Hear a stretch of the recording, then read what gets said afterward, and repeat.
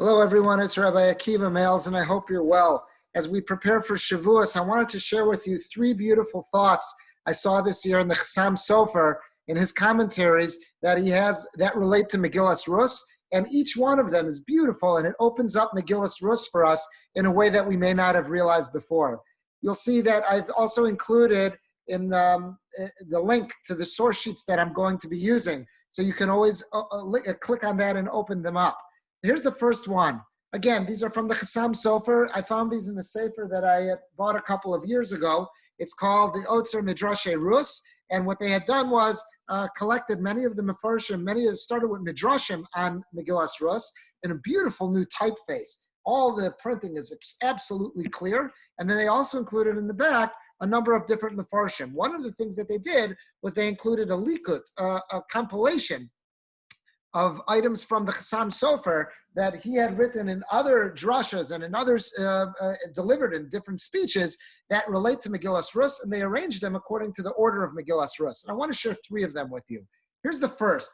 The first is in Parak Aleph, in the first chapter of Megillas Rus. So we've read about that Elimelech left Eretz Yisrael at the time of a Ra'av, at the time of a famine. He left with his wife Naomi and his two sons, Machlon and Chilion. They go to Moab.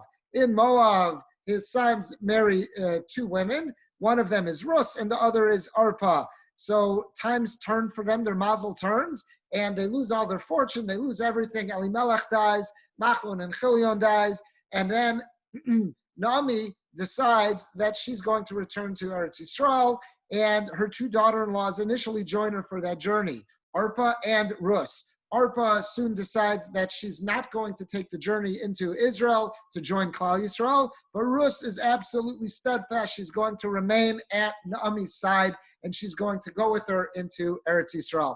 That's how Megillas Rus begins. And several psukim into it, so we're in Parak Aleph, the first chapter, Pasuk Yud Tes. The Pasuk tells us as follows, as that Naomi and Rus, the two of them walk until they get to Beis Lechem. When they arrive at Beis Lechem, the whole town is astonished to see them. But Tamarna, the reaction is that they state, Hazos Naomi, could this really be Naomi? Is that who this is? That's the reaction that everyone has. And Naomi says to them, Al tikranali Naomi, don't call me Naomi anymore. Naomi means pleasant. Karan li Mara, you should start calling me Mara, which means bitter. Because Hashem has dealt me a really bitter blow, and that's the lot in life that I have now. I left Eretz Yisrael Malaya. I was filled. I had everything that I wanted, but now that I've returned empty. Lama tikranali Nami, why are you calling me Nami? Hashem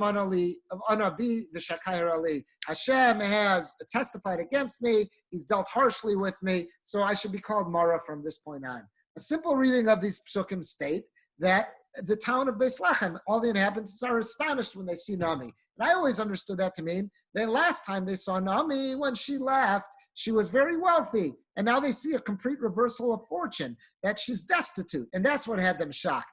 But I saw that the Chassam Sofer has a beautiful pshat here. He says that's not all that they saw that had them shocked. The Chassam Sofer says that there was something else that had them shocked as well. And in order to understand the Chassam Sofer, let's first go back to the first pasuk in Megillas Rus and Rashi, which quotes Chazal in that first pasuk. So the first pasuk of Megillas Rus says as follows: It was during the time of when the judges were judging. It was a terrible famine in the land of Israel. A man left Beis Lechem in the region of Yehuda, Moab, to go and sojourn, to go live in the fields of Moab. He went alone, but he also had along with him, he had his wife and his two sons. Again, this was Elimelech and his wife Naomi, and his two sons, Machlon and Chilion. Rashi quotes the Chazal that tells us how our sages understood the Masorah they had for why this family left Eretz Yisrael. Rashi says as follows: Asher Gadol Hayo, Farnas Ador. Elimelech was very wealthy, and he was one of the leaders of his generation. So why did he leave? He left Eretz Yisrael and he went to Chutz La'aretz, outside of Israel, because he had Tsaras Ayin, which would translate into some degree of stinginess. He was very miserly, you might say, towards the paupers, who were coming to his house and they were pressing him for funding. And that's why he was punished. So the way Chazal understood Elimelech is that he was exceedingly wealthy at the start of Megillas Rus, and when that famine hits Eretz Yisrael, he flees. And the reason he fled was because he didn't want to lose everything he had to the Aniyim. Everyone was coming and knocking on his door. They saw that he had these filled silos with food, and he didn't want to lose any of that, so the family left. That's how Chazal understand why it is that the family of Elimelech leaves Eretz Yisrael. Knowing this, the Chassam Sofer says, now we could better understand why everyone was so astonished when Nami returned. And it wasn't for the simple reason that we may have thought before. Let me read to you what the Chassam Sofer says. He writes as follows. Why were they all so shocked?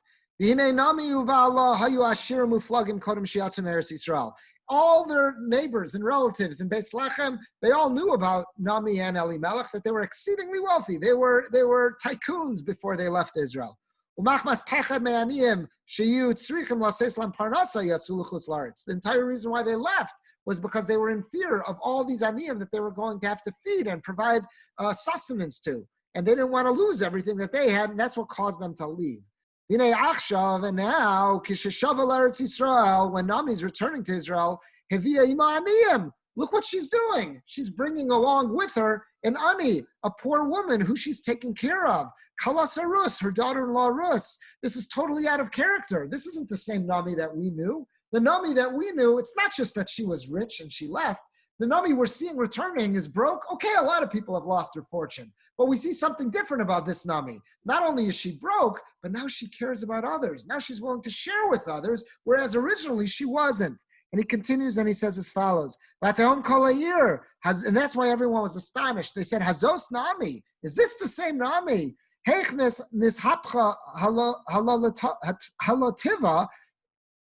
it possible that her very nature changed? She originally was lekametz. She originally was a kamtzon. She was very stingy. And now look how she's treating this Rus who's a pauper. She's treating her, she's sharing. She's trying to do everything she can for her. Is this the same Nami? She's such a different person. Her midos are so entirely different. That's what they were so astonished about. Not just that her reversal of fortune, but the fact that she was an entirely different person, so filled with compassion. And what was Nami's reaction? How did she respond? The Shiva, she says back, Ani Meleya Hilachti. Yes, you're right, I'm a different person. When I left, I was Meleya. I was filled. I had everything. I was pampered.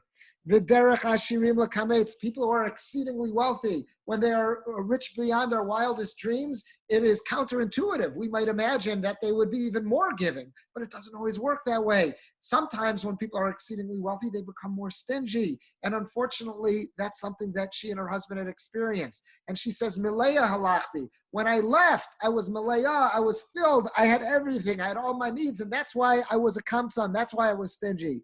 But now Hashem's returning me back to Eretz Yisrael and I'm empty. And it's well known, Sha'ani Yeshlo Leiv Tov. An ani, someone who's really poor, they're more likely to share because they know what it's like to be broken, and they're more willing to share what they have, and that's why I am the person I am now. That reversal of fortune caused a real change in my midos. That's what Nami was answering. A very different dimension, what the Chassam Sofer is adding here to how we would have read the pasuk in its pashup shot, in its plain reading. And I think this is something we could all relate to. I know years ago, Layla and I were going through our taxes. We were figuring out our charitable giving for the year to give it to our accountant when he was preparing to fill out our tax forms. And we said, Kenai Nahara, we were in a position that year that we gave a fair amount of tzedakah. And I remember thinking to myself that I guess if I was really wealthy, if I was in a different wealth bracket, I guess my giving would have been proportionate to what I gave where I am now, and I would have given more. But then I read an article that made me realize that's not the case. There are many articles that are out there that show who are the most, proportionally speaking, who are the most charitable people in our country, and they're not necessarily the upper income bracket. Proportionally speaking, most of the tzedakah, most of the charity that's given, I'm talking about the world at large, is not given by the 1%ers. They're not the ones who are giving the biggest percentage of tzedakah, even though they have the greatest means to do so. Somehow or another, it's intrinsic with that drive and that quest, that relentless quest for possessions. It makes it harder to part with them and to share them with others. And that's human nature. So that's what the Chassam Sofer is tapping into. That's what he was saying, that the town was so, what they were so astonished about Nami. They were saying to her, we don't remember you being this type of person, that person who shares. What's going on here? And then Nami says, yes, my attitude changed. My midos have changed because I'm in a different place now. And that's something to all be aware of. And God willing, HaKadosh Baruch Hu should give every one of us parnasa. We should all have the ability to take care of ourselves and meet our needs and everyone else's needs around us. But we have to be aware there's a very human shortcoming that we have, the way we're hardwired, is that the more we have, it doesn't necessarily mean the more we're going to share. We have to make a concerted effort to share. If we don't make that concerted effort, it's entirely possible that as wealthy as we might become, we might become more tight-fisted as well. We might become a kamsan, someone who's not going to share that. We can't take that for granted. We have to make a concerted effort to be a person who shares. That was number one. I thought it was a beautiful insight from the Chassam Sofer. Here's number two. Number two is in Perek Beis. In Perek Beis, we find that after Nami and Rus make their way into Israel, they're broke. How did Aniyim fend for themselves at that time? Well, they had to make use of the systems that the Torah set up for them. Leket, Shikha, Peah. So Leket and Shikha had to do with when the harvest was taking place.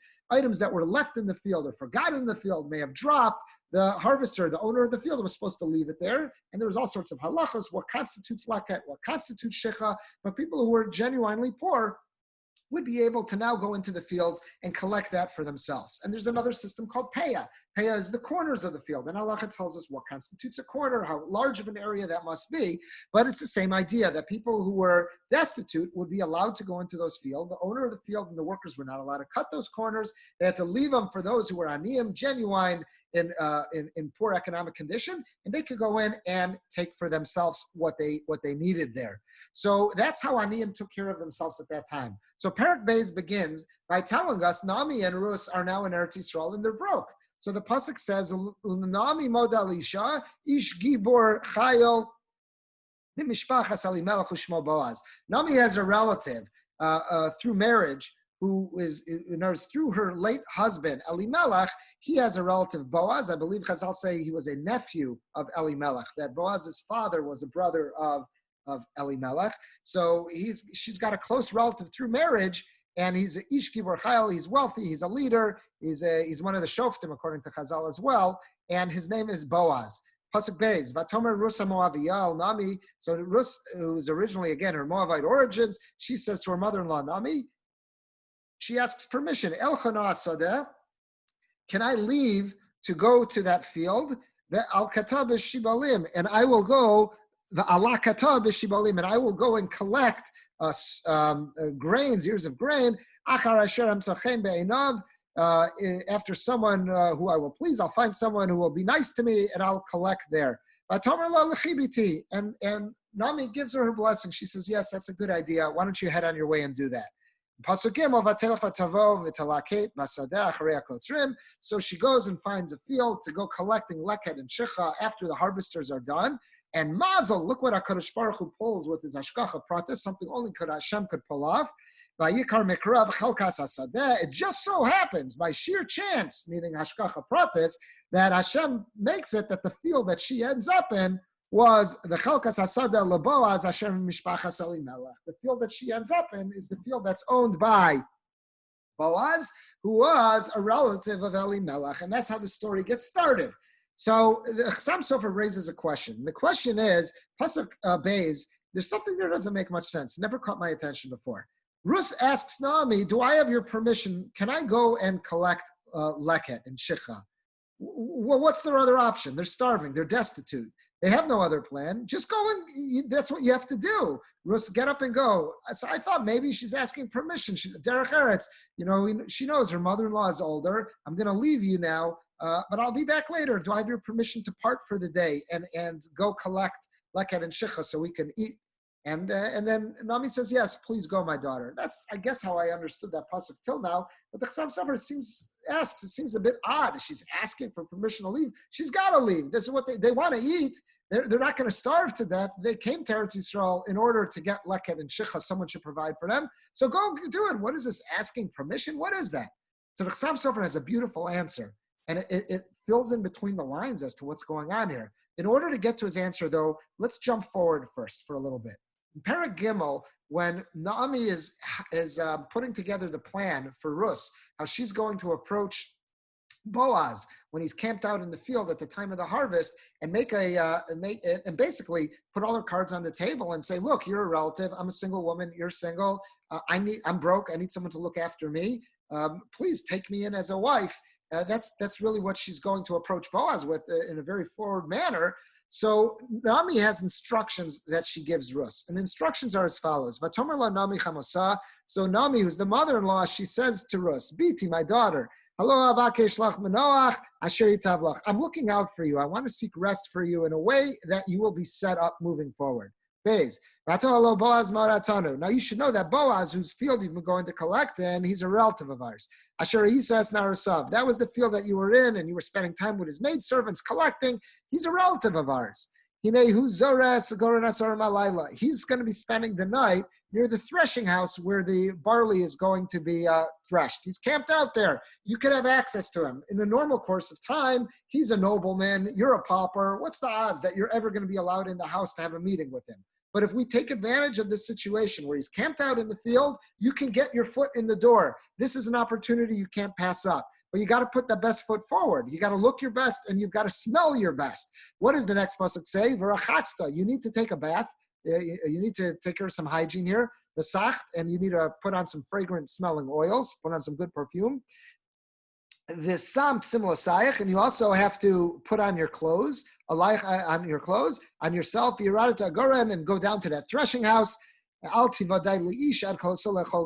don't let anyone see you until he's done eating and drinking. When he's finally resting after a day's work, that's when you go in, and that's when you'll make your bold offer. That's what Naomi's plan to Rus is. Rashi quotes Chazal. Then Rashi says, what does it mean? V'samtim losayich, put on your clothes. V'gadim shal Shabbos, your Shabbos clothes. So it seems like as poor as and destitute as Naomi and Rus were, they still had a Shabbos dress. They still had some Shabbos clothes. So when they came from Moab and they were broke, they had nothing. It seems like they brought a garment bag. They had some Shabbos outfit. Whatever that may have been, it was better than their everyday clothes that they were wearing.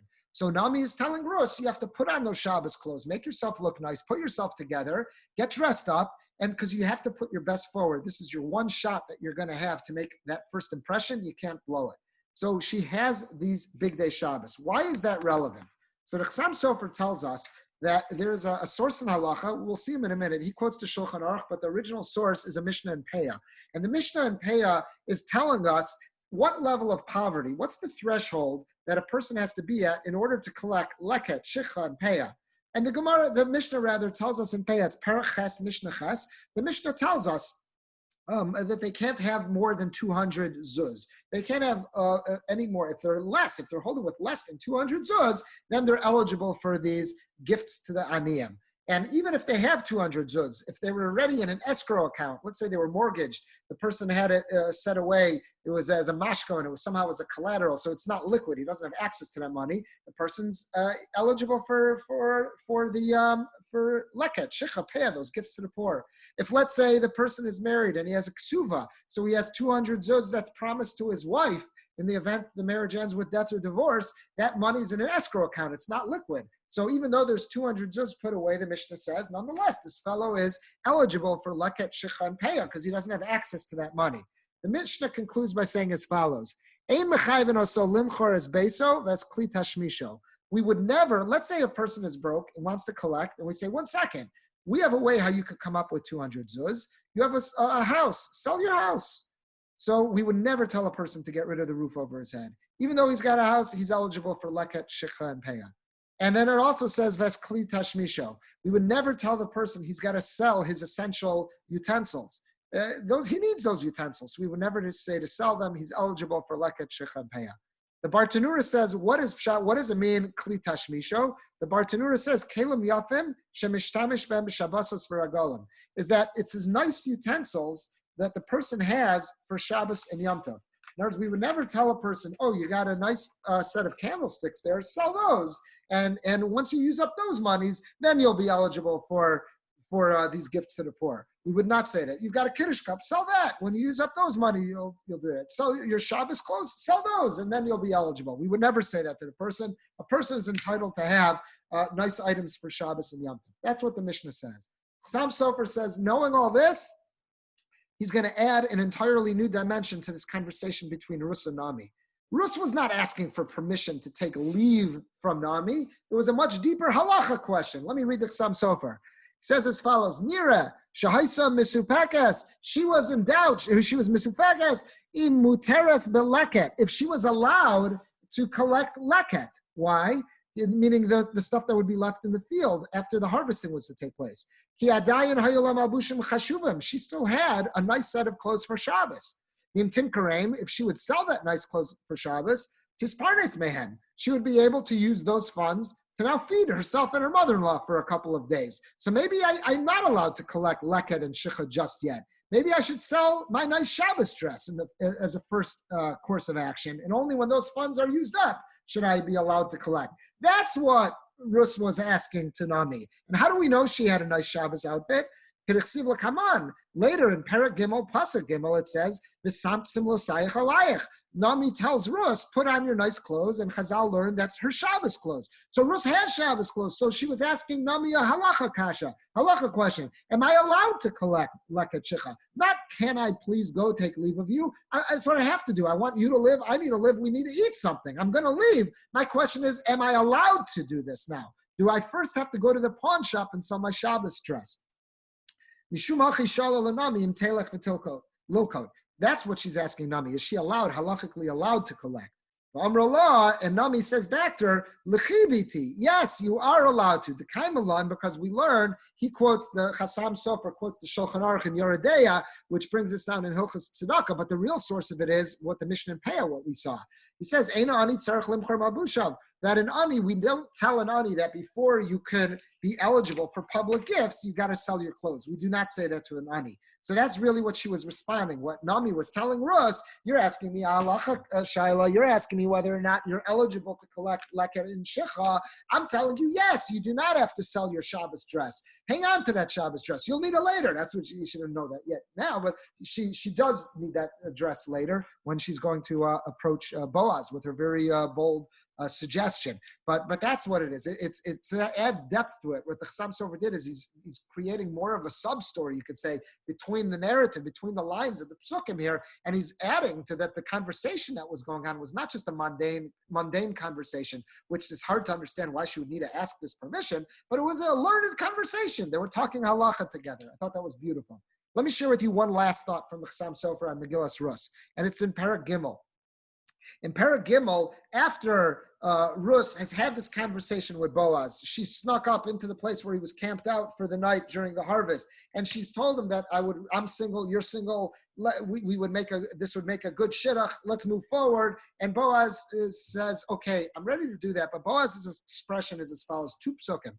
In Perek Gimel, it's pasuk Yud Beis and Yud Gimel. So Boaz says to her as follows: "V'ata ki amnam ki goel anochi." Yes, I am a goel. I'm a redeemer. I'm a close relative, and yes, it would be the right thing to do to marry you. But gam yesh goel karov mimeni. But there's even a relative who's even closer related than I am. He was, in other words, if Boaz's father was a brother of Elimelech, this other fellow who we call Ploni Almoni, his father was also a brother of Elimelech, but he was older. So that person might have first dibs, so to say, in terms of stepping in and being a goel, being a redeemer. So he says, yes, I'm a goel. However, there's someone karov mimeni. There's someone even closer than me.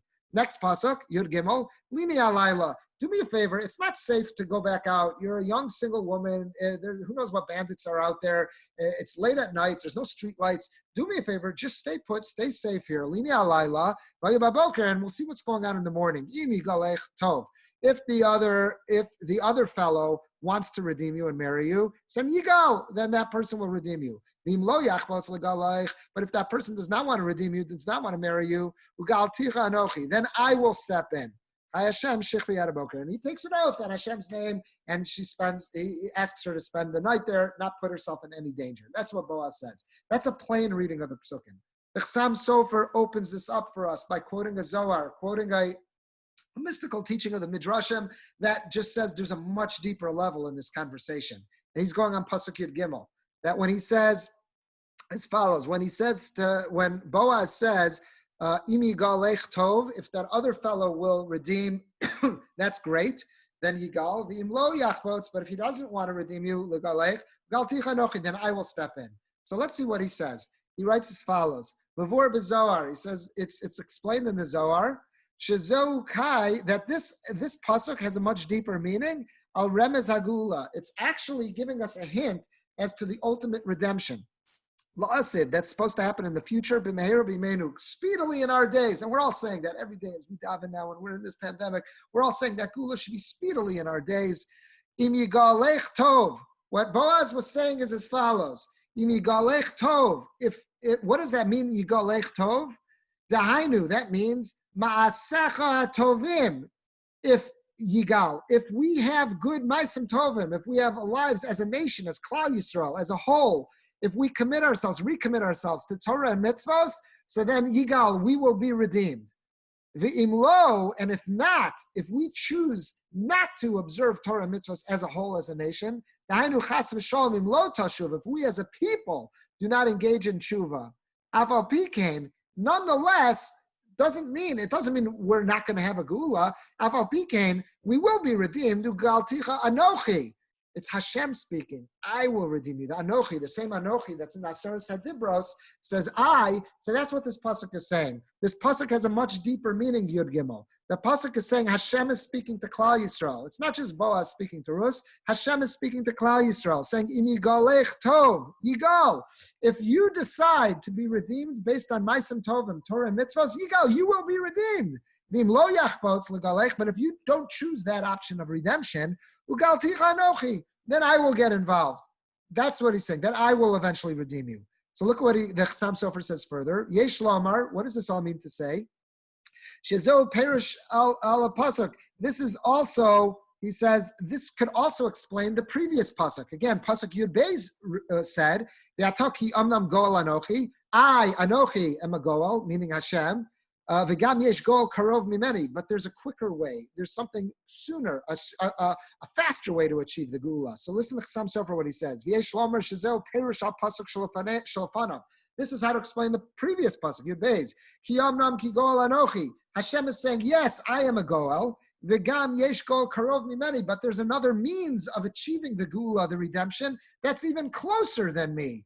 V'hinei ksiv, it's written in Tehillim, karov Hashem l'chol karov, that yes, Hashem is close to all who call out to him. But it also says in Devarim, ki karov elecha hadavar ma'od, v'ficha vavcha lasoso. Yes, Hashem is karov, but there's something even closer. That's what? That it's in our hands. It's in our abilities to fulfill all the Torah and mitzvahs. U'geula zeh hiyoser karov mimeni. Achieving the geula by means of all of Klal Yisrael, recommitting ourselves to Torah and mitzvahs, that is a quicker way to bring about the geula than just relying on Hashem. So what is this getting at? If you look at the last source I have here, it's on page 5. Page 5, this is a very famous teaching of Chazal. It's based on a famous nevuah from Yeshayahu Hanavi. Yeshayahu Hanavi in Perek Samach, it's chapter 60. So it's Pasuk Chav Beis. So when he's speaking about the Geula, so what does Yeshayahu Hanavi say? He says a very famous line, Be'ita achishena.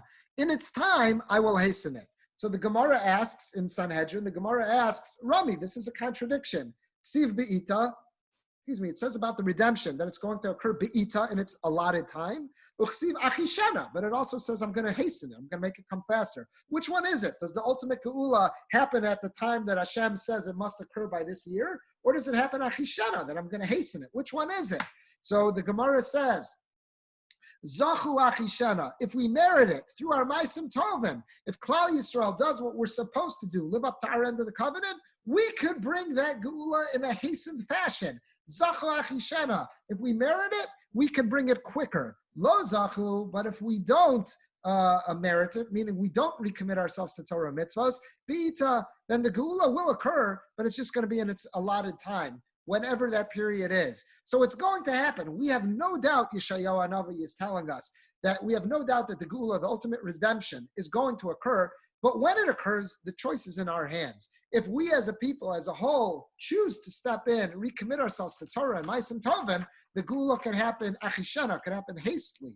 But if we don't do that and we just rely on Hashem, then it's waiting for the end of days, so to say, when we finally hit that point, and then HaKadosh Baruch will step in. And that's what he's basing this on how the Zohar reads that pasuk. And now it's saying it's got such a deeper level to it. What Boaz was telling Rus, it's not just a message about who's going to step in and marry Rus. Is it going to be that other Goel, or is it going to be him? What Boaz is telling Rus is he's really saying a message to Klal Yisrael about the Geula. There are two ways the redemption could occur. It could either occur through our own commitment, recommitment to Torah and mitzvahs as a nation, not just as individuals, or it could occur because we don't get our act together, but we finally hit the allotted time. And Hashem says, okay, it has to happen by this point. The choice is ours. If we want, it can be much quicker. That's Be'ita Achishana. That's right here in this pasuk. That's Yud Beis. Ve'ataki amnam ki gol anochi. Anochi is referring to Hashem. Hashem is saying to Klal Yisrael, I am a goel. And yes, I can ultimately bring the redemption on my timetable. V'gam yesh goel karov mimeni. But there's a way to bring the geula closer than what I had in mind. What is that? Next pasuk, Yud Gimel. Lini alayla, spend the night or so Klal Yisrael while you're in Galus, vayiba boker im yigalech tov, you go. If we finally get our act together in the morning and we decide that we're going to commit ourselves to Torah Maisim, we bring the Geula. Vim lo yachpos l'galech. But if we do not choose that route to achieve the Geula, ugalticha anochi chai Hashem, then I will ultimately redeem you. Hashem takes that oath. Very different way to read that pasuk based on the Zohar. And that's what Chassam Sofer is telling us. That's that hopeful message that Boaz was committing to us in Megillas Rus. I think these are three extraordinary insights into Megillas Rus from the Chassam Sofer, Zecher Tzadik Lebracha, that really changes our perception of those psukim, takes it out of a plain reading of those psukim, and really will give us something to think about and sink our teeth into on a deeper level as we read Megillas Rus this Shavuos. So again, just to sum that all up, the first one from the Chassam Sofer was that idea that what was everyone astonished about when they saw Nami, it wasn't just that they saw a reversal of fortune, they saw her midos had changed. They had seen her when she left, she was a kamsan, she was a kamsanis, you would say. She was someone who was more stingy than she should have been. And now she's returning and she's more generous, she's sharing. What changed? That's what's got them so astonished. And that's what she answers. Malaya, I left, I was absolutely filled, and that's why it got to my head and I was so stingy. But now that I'm Mara, now that I'm empty and I'm Reik, that I'm empty, at this point, now I could share. And let's all do our best to make certain that we never get to that point. Let's remain conscious. We want to remain sharers our entire life, no matter how good we have it, and we should all have it good. The second idea was that he took this conversation between Nami and Rus, which seems to be a bizarre conversation. She's asking for permission to go collect Leken and Shicha. That's the whole reason they came to Eretz Yisrael. Why is she asking permission? So Chassam Sofer is saying, no, based on halacha, she's having a halachic discussion. It's not just a mundane question. It's a halachic conversation that they're having. Am I chayav? Am I obligated to sell my Shabbos clothes before I can go and collect? And number three, that conversation between Boaz and Rus, when he's saying there's a goel karov mimeni, that has such a deeper level. That's HaKadosh Baruch Hu speaking to Klal Yisrael and saying that yes, there will be a geula, there will be an ultimate redemption. But how quickly it could come about, the choice is in our hands. If we leave it up to Hashem to hit the allotted time, we might be waiting a very long time. But if we make the concerted effort and the choice as a whole, as a people, to re-engage ourselves, recommit ourselves to Torah and Ma'asim Tovim, we could bring that geula baboker in the morning. It could be any day, could come right away. So I think as we enter into Shavuos, which is Kabbalah Satorah, we're going to celebrate when we, Klal Yisrael, once stood B'tachtis Sahar at the foot, at the base of Har Sinai, and committed ourselves, saying Nasev v'Nishma. May we all find ourselves in a situation, and all of Klal Yisrael should find ourselves in a situation where we'll recommit ourselves to Nasa, saying Nasa v'Nishma, our commitment to live our lives as a people according to the Torah and the mitzvahs. And in the merit of that, we'll be able to experience and witness and live to witness that geula, that redemption that each and every one of us is davening for so intensely. Have a good Yom Tov, everyone.